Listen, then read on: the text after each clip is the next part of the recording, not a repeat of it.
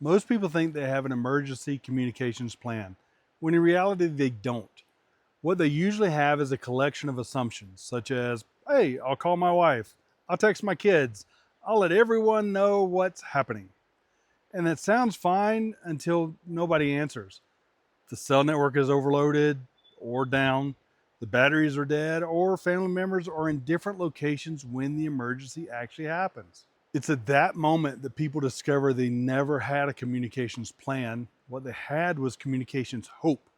Today, I'm going to show you how to build a simple emergency communications plan that most families can complete in less than 30 minutes. And by the end of the video, you have a practical plan that works whether you're at home, traveling, or dealing with an actual local emergency. One of the biggest mistakes people make is thinking emergency communication starts with radios. It actually doesn't. I'm a radio fan and it works into my plan, but communication actually starts with people. Before you choose frequencies, channels, radios, or apps, you need to answer one simple question. Who are you trying to communicate with? Because every communication plan begins there. So that brings us to step one. Start by listing the people who matter most. Your spouse, your children, parents, your close friends, anyone you would need to talk to or get information to or from during an emergency. Don't make this complicated. Most families only need 5 to 10 names max. Once you have that list, identify who needs the information first and who is responsible for contacting whom. This alone eliminates a tremendous amount of confusion. So your action item is simple.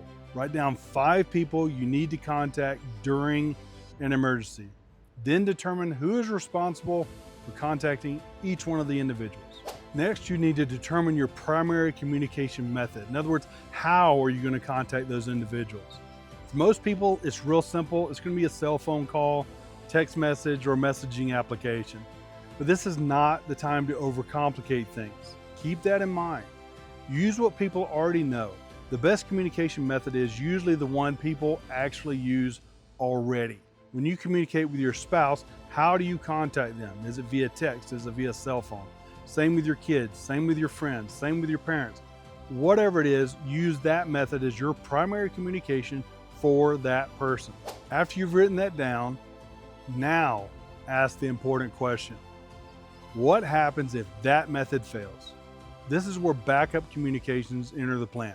Maybe it's a second phone number, GMRS radios, FRS radios, messaging app on the cell phone, amateur radio, satellite communicator, or someone who is designated as an out-of-area contact.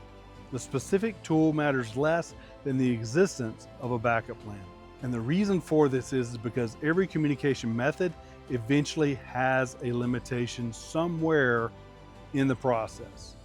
So your action item is simple. For every primary communication method, identify a backup. Just one, and you can expand on it later. A perfect example of this is during an emergency, the primary method to contact my wife would be for me to call her on her phone. If I can't reach her, the backup would be actually texting her. Now, with that same list, you need to create a check-in plan. One of the biggest communication failures is uncertainty. People don't know how they should call or even when, how often, and what actually constitutes a problem overall. A simple check-in plan solves this.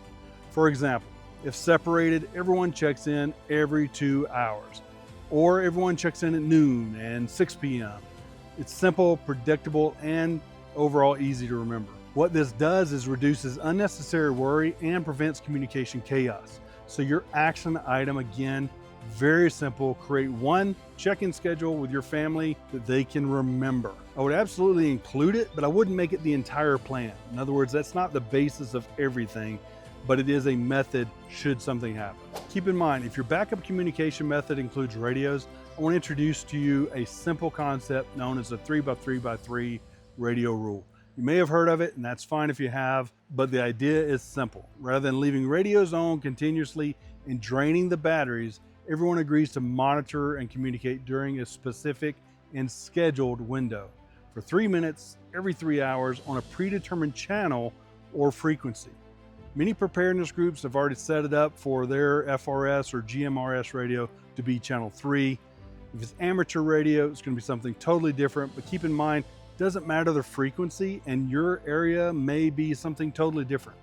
So keep in mind that little bit when we talk about the third three. The more important part of this is making sure that everybody knows the plan.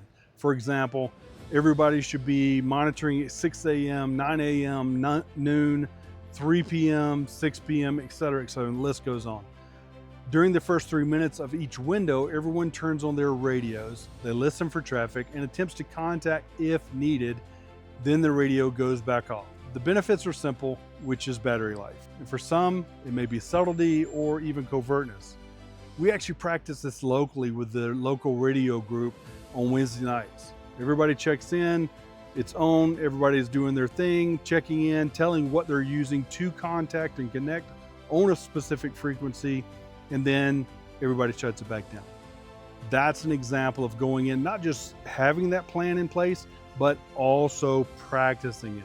So putting it into practice makes a bigger part of this entire plan, not just having it as a sheet of paper. A radio that runs continuously may last a day or two, but a radio that only operates during scheduled check-ins may last significantly longer, depending upon the radio, depending upon the battery size, depending upon the heat or cold temperatures.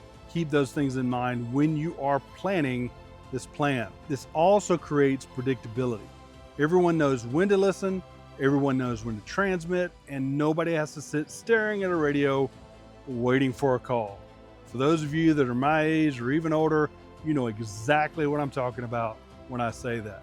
Now, I don't recommend replacing your primary communication plan with a 3x3x3 rule, but I do recommending it as a backup procedure if your group uses radios. Doesn't matter FRS, GMRS, or amateur radio. The reality is the more uncertainty you actually remove from communications hiccups, the better your chances of reconnecting when things aren't going according to plan. Your action item is this.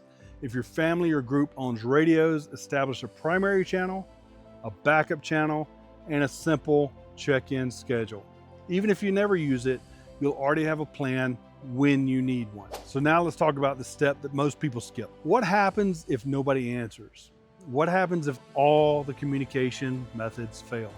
What happens if you're separated? You need predetermined actions. And this is where your failure plan comes into place. Perhaps everybody needs to return home. Perhaps everyone meets at a specific location. Maybe it's the Dairy Queen on South Street. Perhaps everyone contacts the same relative that's not even living in the same town. The specific answer isn't important at this moment, but having an answer is, because uncertainty creates stress and the plan overall reduces it. The action item for this is simple. If every communication method failed, where would you reunite with your family? Now comes, I would say, the hardest part of this entire plan.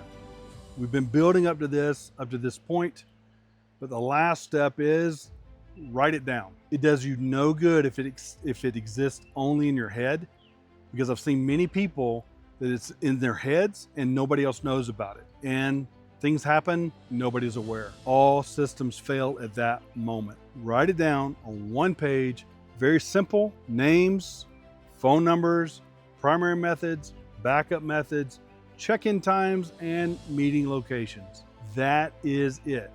Most families can fit everything on a single sheet of paper, and that single sheet may become one of the most valuable preparedness tools they actually own. Once you've done that, make a copy of it and hand it to everyone that's on that list so that everybody's on the literal same page and understand what needs to be done, how it needs to be happening, who's responsible for what, and the list goes on. Listen, reality again is this. Emergency communications isn't about radios specifically. It isn't about equipment, and it isn't about technology. It's about reducing uncertainty. The best communication plan is not the most complicated. So keep that in mind. The one that people actually use under stress is the best one. So start with the people, choose a primary method, choose a backup method, create a check-in schedule, create a failure plan, write it down, and make sure everybody has a copy of it. The thing to think about is communication failures rarely happen when the emergencies begin. Think about the AT&T outage that happened not too long ago. Think about the other outages that have happened prior to that. That's when the communication plans fail, because everybody's planning to make a phone call. That means that the outages, the things, the communication failures actually happen way before the emergencies ever start. And the good news is that most of them can be prevented with about 30 minutes worth of planning.